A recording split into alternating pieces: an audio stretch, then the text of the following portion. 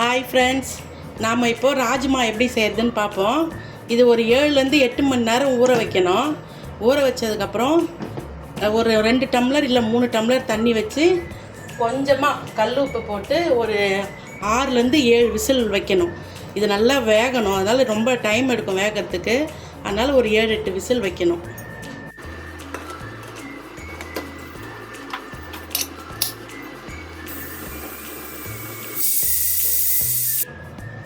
இப்போ 7 விசில் வந்துருச்சு. இப்போ ராஜ்மா வெந்துருச்சான்னு பார்ப்போம்.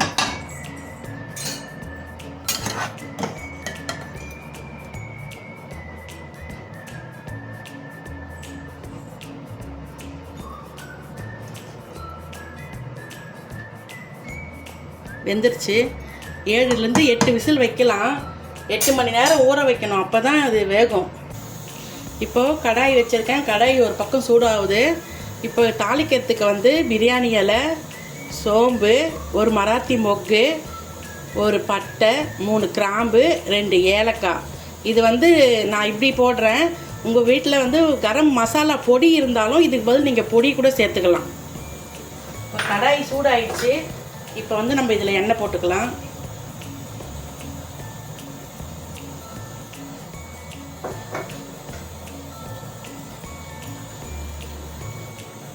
இப்போ இந்த எண்ணெய் கூடவே நான் பட்டர் சேர்த்துக்கிறேன்.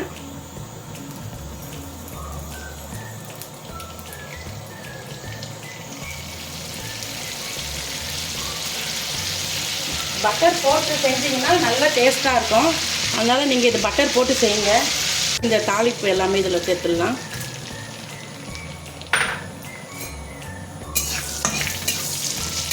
நான் ஒரு 3 ஆனியன் சேர்க்குறேன். பெரிய வெங்காயம் எடுத்துக்கோங்க.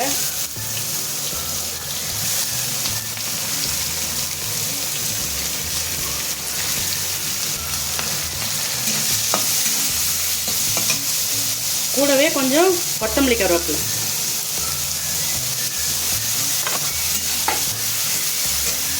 வெங்காயம் வதங்கிறதுக்கு கொஞ்சம் கல் உப்பு சேர்த்துக்கலாம்.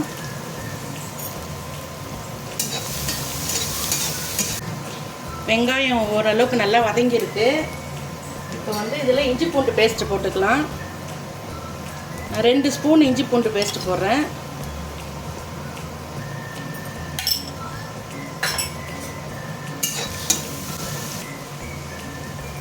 நல்லா இஞ்சி பூண்டு பச்சை வாசனை போகிற வரைக்கும் நல்லா வதக்கணும்.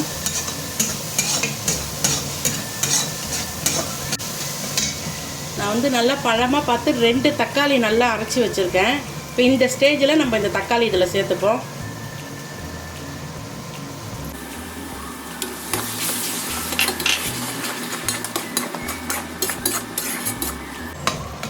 இதுலேயே ஒரு பிஞ்ச் மஞ்சள்தூள் போட்டுப்போம்.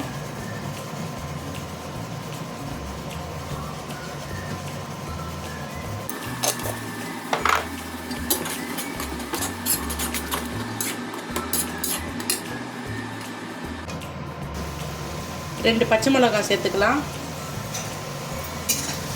நம்ம சப்பாத்திக்கு இது தொட்டு சாப்பிட்றதுக்கு ரொம்ப சூப்பராக இருக்கும். நம்ம ஏற்கனவே ராஜ்மாவில் கொஞ்சம் உப்பு போட்டு வேக வச்சுருக்கோம். இப்போ இந்த கிரேவிக்கு கொஞ்சம் உப்பு போடணும். ஏன்னா நம்ம சப்பாத்தி மாவுலேயும் உப்பு போட்டு பிசைவோம். அதனால் அதை பார்த்து நீங்கள் இதில் கொஞ்சம் கம்மியாகவே உப்பு போட்டுக்காங்க. அப்புறம் அதுலேயும் உப்பு இருக்கும், இதுலேயும் உப்பு இருக்கும், அதிகமாகிடும். அதனால் சப்பாத்தியில் உப்பு போடுறதுனால நம்ம இதில் உப்பு நம்ம பார்த்து கம்மியாக தான் போடணும். இது நல்லா எண்ணெய் பிரிஞ்சு வர அளவுக்கு இது நல்லா வதங்கணும். எண்ணெய் சுற்றி தனியாக பிரிஞ்சு வருது. இந்த ஸ்டேஜில் தனி மிளகாத்தூள், ஏற்கனவே 2 பச்சை மிளகாய் சேர்த்துருக்கோம். அதனால் இது தனி மிளகாத்தூள் ரொம்ப காரமாக இருக்கும். அதனால் உங்கள் காரத்துக்கு ஏற்ற மாதிரி நீங்கள் போட்டுங்க. நான் ஒரு 1.5 ஸ்பூன் போடுறேன்.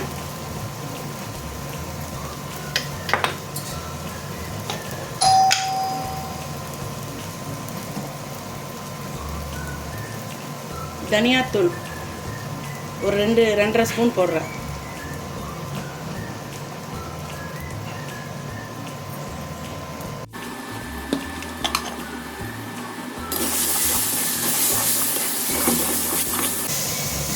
நல்ல மசாலா வாசனை போகிற வரைக்கும், அந்த பச்சை வாசனை போகிற வரைக்கும் நல்லா நம்ம வதக்கணும். நல்லா வதங்கி நல்லா வந்திருக்கு. இந்த ஸ்டேஜில் இதை தண்ணியோடு நம்ம இதில் சேர்த்துக்கணும்.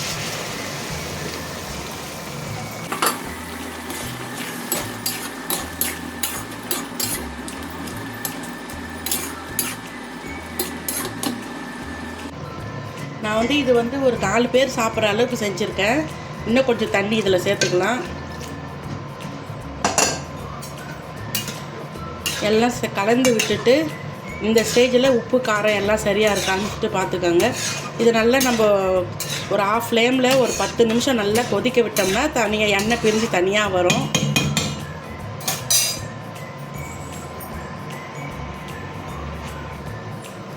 நம்ம 10 நிமிஷம் இப்போ இதை மூடி வைப்போம்.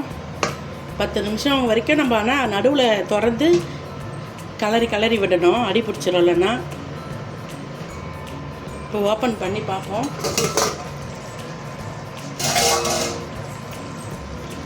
எண்ணெய் பிரிஞ்சு நல்ல கிரேவியாக வந்துடுச்சு.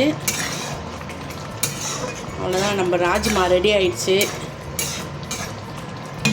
இந்த ஸ்டேஜில் வெல்லமோ இல்லை சர்க்கரையோ ஏதோ ஒன்று சும்மா ஒரு 1/4 ஸ்பூன் போடணும். 1/4 ஸ்பூன் போடணும்.